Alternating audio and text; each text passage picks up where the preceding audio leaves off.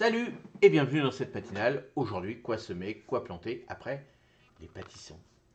Alors les pâtissons, alors moi j'en cultive pas les pâtissons, je suis pas trop fan non plus de pâtissons, mais n'hésitez pas si vous avez des recettes pour me faire donner envie d'en cultiver.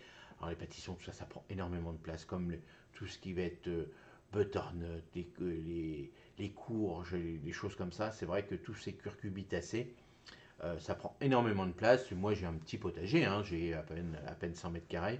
Et puis, voilà, je ne suis pas trop fan. Alors, parce que j'ai des maraîchers juste à côté de chez moi, où j'ai envie de me faire une butternut, une soupe ou un truc comme ça.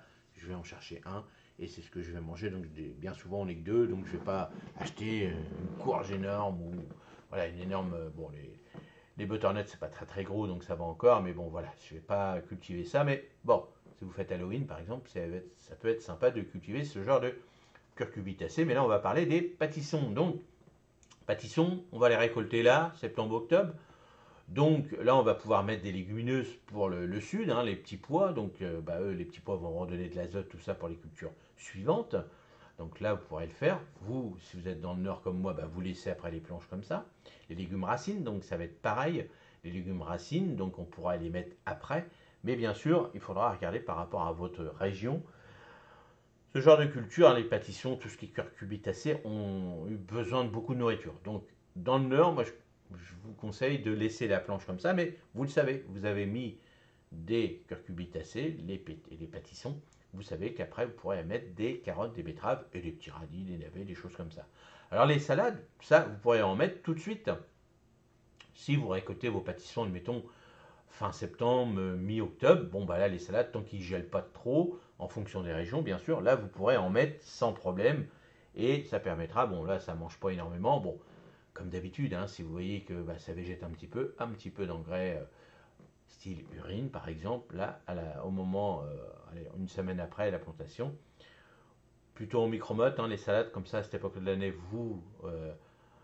vous gagnez du temps, c'est quand même mieux. Et puis après, on pourrait mettre des crucifères. Donc les crucifères, oui, après la culture de pâtisson, tout ça, cucurbitacées, ça va être surtout les choux de printemps que vous pouvez les mettre après cette culture. Les plantes aromatiques, j'ai rajouté coriandre, aneth, persil, bon, en pot, basilic, à voir, hein, en fonction des régions. Dans le sud, ils pourront. Mais de nous, dans le nord, ça sera surtout de la culture en pot pour l'intérieur ou nos vérandas ou nos tunnels. Coriandre, aneth, cerfeuil, là, allez-y, sans problème.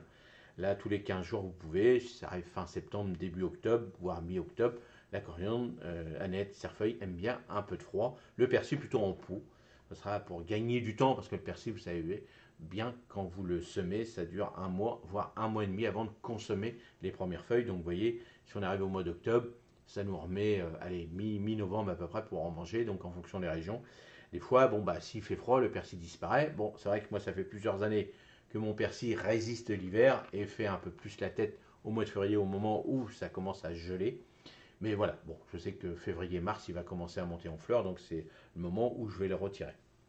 Voilà pour le pâtisson. Donc voilà, les pâtissons, donnez-nous des petites recettes sur les pâtissons. Et puis, n'hésitez pas dans les commentaires si vous voulez d'autres renseignements sur les pâtissons. Allez, je vous souhaite une excellente journée et travaillez bien pour tous ceux qui travaillent et les chanceux qui sont encore en vacances. Et amusez-vous.